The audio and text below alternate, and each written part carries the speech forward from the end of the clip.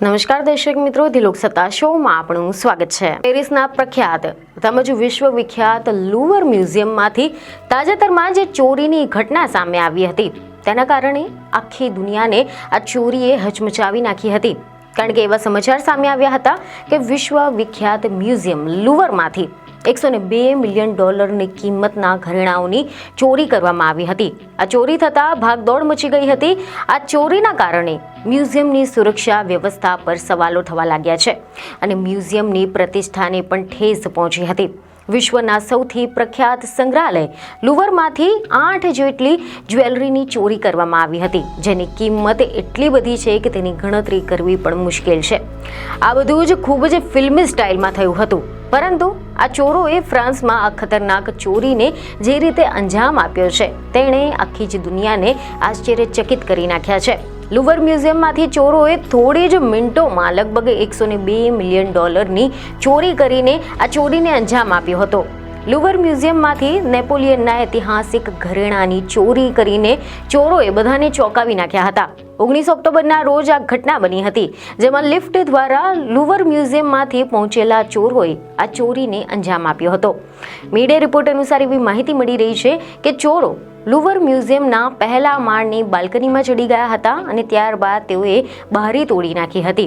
એટલું જ નહીં, તેઓએ ચોરીને અંજામ આપવા માટે પ્રદર્શન બોક્સને પણ તોડી નાખ્યું હતું અને ત્યારબાદ ચોર ત્યાંથી 19મી સદીના નેપોલિયન જેટલા મોંઘા અને ઐતિહાસિક ઘરેણા લઈને નાસી છૂટ્યા હતા। આ ઘટનામાં ચોર ટોળકીએ ફ્રાન્સના શાહી પરિવારના અત્યંત કિંમતી ઘરેણાઓની પણ ચોરી કરી હતી। તેમને 19મી સદીના 8 અત્યંત મોંઘા ઘરેણા લઈને ફરાર થઈ ગયા હતા, જેમાં શાહી પરિવારના મુગટ, નેકલેસ, કાનની વાળી તેમજ બ્રોચ પણ સામેલ હતા। અને આ તમામ ઘરેણાની ખાસ વાત એ હતી કે તેમાં હજારો હીરા અને બીજા કિંમતી રત્ન જડેલા હતા। જોકે પેરિસના લુવર મ્યુઝિયમમાંથી ચોરાયેલા દાગીનામાંથી જે કરોડો રૂપિયાના હીરા મળી આવ્યા હતા, આમાં ભારતીયોનું જોડાણ પણ ખૂબ જ રસપ્રદ અને જટિલ વિષય બની ગયો છે।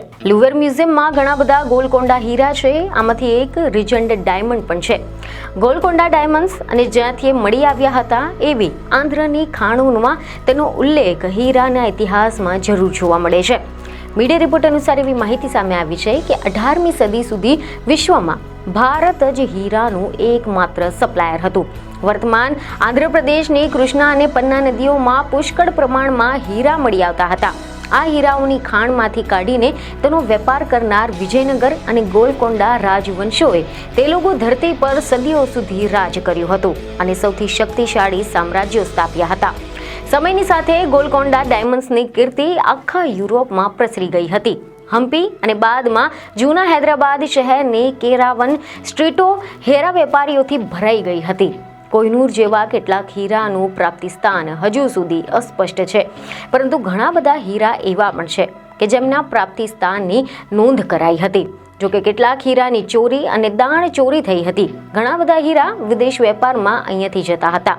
યુરોપમાં હીરા માટેનું જે વળગણ છે તે ભારતીય વેપારીઓ અને સત્તાધીશો માટે એક વરદાન સાબિત થયું હતું, કારણ કે યુરોપ પહોંચેલા ઘણા બધા હીરા એ ફ્રેન્ચ રાજા, શાહી પરિવાર અને ધનિકો મારફતે ખરીદાયા હતા।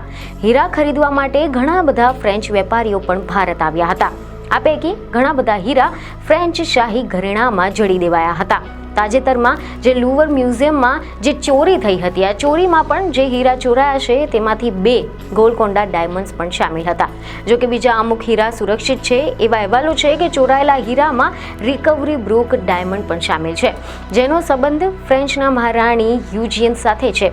આ ઘરેણું 1855માં બનાવવામાં આવ્યું હતું અને તેમાં 94 હીરા જડવામાં આવ્યા હતા। તેમાં મઝારીન 17 અને મઝારીન 18 નામના 2 હીરા પણ સામેલ છે। ક્રિસ્ટીઝના નિવેદનના જણાવ્યા અનુસાર આ બંને મઝારીન હીરા પણ ગોલકોંડા ડાયમંડ છે। કાર્ડિનલ મઝારીને આ હીરા ફ્રેન્ચ રાજા લુઈ 14માને 1661માં આપ્યા હતા। ક્રિસ્ટીઝે આ બંને હીરાથી ગોલકોંડાથી પેરિસ સુધીની યાત્રા અંગે વાત કરી હતી। એવા અહેવાલ છે કે ક્રિસ્ટીઝ સંસ્થાએ 1766થી હીરાના વેપાર અને મોંઘા કલાકૃતિઓના વેપાર સાથે જોડાયેલી છે। આજે મ્યુઝિયમ મ્યુઝિયમમાં ગોલકોન્ડા ડાયમંડ છે તે લે ગ્રાન્ડ મઝારીનની હરાજી પ્રક્રિયા દરમિયાન આ હીરાનો મઝારીન ડાયમંડ 1718 અને સેન્સી ડાયમંડનો ઇતિહાસ જણાવ્યો હતો, જેને લઈને એવા રિપોર્ટ છે કે આ કંપનીએ જાણકારી આપી કે દક્ષિણ મધ્ય ભારતથી ગોલકોન્ડાની ખાણોમાંથી મળી આવેલા આ લે ગ્રાન્ડ મઝારીન ડાયમંડ એક ઐતિહાસિક હીરા તરીકે ખ્યાત છે. આ ડાયમંડ ઇટાલિયન કાર્ડિનલ મઝારીને 1661માં કિંગ લુઈ 14માને આપ્યો હતો અને આ સેન્સી અને બીજા મઝારીન ડાયમંડ ફ્રેન્ચ કિંગને આપ્યા એ દરમિયાન જ બન્યું હતું.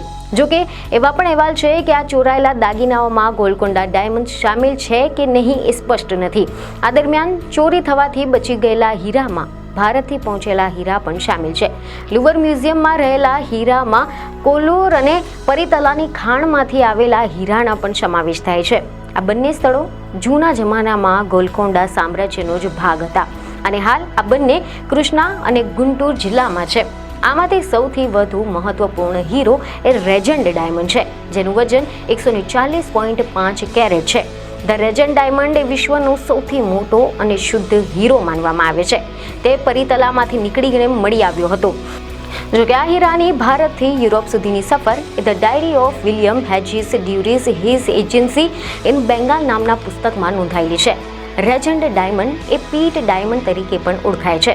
આ હીરો હાલના પરિતલા ગામની પાસે આવેલી ખાણમાંથી મળી આવ્યો હતો.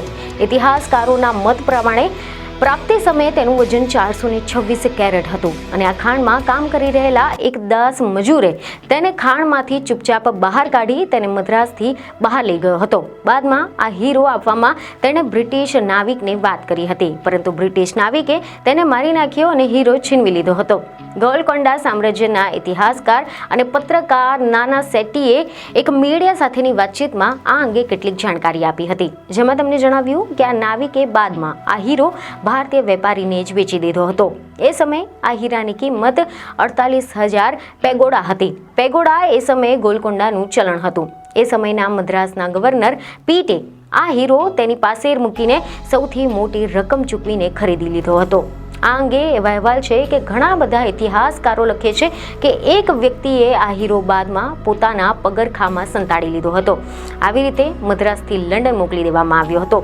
લુવર મ્યુઝિયમની આધિકારિક માહિતી અનુસાર હાલ આ હીરાનું વજન 140.64 કેરેટ છે, જ્યારે લુવરની વેબસાઇટમાં લખાયું છે કે 1998માં આ હીરો ગોલકોન્ડાની ખાણમાંથી મળી આવ્યો હતો, જેને બાદમાં મદ્રાસના તત્કાલીન ગવર્નર થોમસ પીટે ખરીદી લીધો હતો અને તેને આના માટે મોટી રકમ પણ ચૂકવી હતી. તેને લંડનમાં પોલિશ કરાયો અને ફ્રેન્ચ રેજન્ટ ફિલિપે તેને 1717માં આપી દેવાયો હતો. એ હજુ પણ વિશ્વના સૌથી સારા હીરા પૈકી એક છે. લુઈ 15માએ તેને વર્ષ 1721માં ધારણ કર્યો હતો. તેને મુગટમાં પણ જડી દેવાયો હતો. બાદમાં તેને લુઈ 16માના રાજ્યાભિષેકવાળા મુગટમાં પણ જોવા મળ્યો હતો. આ હીરો હાલમાં સૌથી જે લૂંટ થયેલી છે, આ લૂંટમાં લૂંટારાઓને ધ્યાન ન પડ્યો હતો. જોકે હજુ પણ મ્યુઝિયમમાં સુરક્ષિત છે. માત્ર રેજન્ટ જ નહીં, પરંતુ અન્ય બે હોર્ટેનેસિયા અને સેન્સી નામના બે ગોલકોન્ડા ડાયમંડ પણ લુવર મ્યુઝિયમમાં છે. શેરીસના પ્રમાણે લુઈ 14માએ હોર્ટેન્સિયા ડાયમંડ કોઈ અજાણ વેપારી પાસે ખરીદ્યો હતો. 1792ની ફ્રેન્ચ ક્રાંતિ વખતે એ ચોરી પણ થઈ ગયો હતો અને બાદમાં નેપોલિયન પ્રથમ દ્વારા તેને રિકવર કરાયો હતો. એના બાદમાં હોલેન્ડના રાણીએ તેને ધારણ કર્યો હતો, જેના બાદમાં 1830માં એ ફરીથી ચોરી થઈ ગયો હતો. એના બાદમાં તેને લુવર ખાતે મૂકી દેવાયો હતો. લુવર દ્વારા અપાયેલી અધિકારિક માહિતી પ્રમાણે આ હીરો સૌપ્રથમ 1691માં શાહી ઝવેરાતમાં દેખાયો હતો. હાલ સેન્સી એક 55 કેરેટનો હીરો છે. તેના ઇતિહાસના બે વૃત્તાંત મળી આવ્યો છે. એ રેજન્ટ કરતા પુરાણો છે અને એની માલિકી ઘણા બધા યુરોપિયન અને એશિયન રાજા, રાજ પરિવારો, મોભાદાર લોકો અને વેપારીઓ પાસે રહી ચૂક્યો છે. કેટલાક ઇતિહાસકારો માને છે કે આ હીરો 1570માં ઓટોમન સામ્રાજ્યમાં ફ્રેન્ચ રાજદૂત નિકોલસ સેન્સી દ્વારા ખરીદાયો હતો. બાદમાં જમશેદજી જીજીબાઈ નામના એક ભારતીય વેપારીએ તેને ખરીદ્યો હતો. બાદમાં તે યુરોપ પહોંચ્યો હતો. એના બાદમાં એ ઘણા દાયકાઓ સુધી ગાયબ રહ્યો હતો અને અંતે લુવર પહોંચ્યો હતો.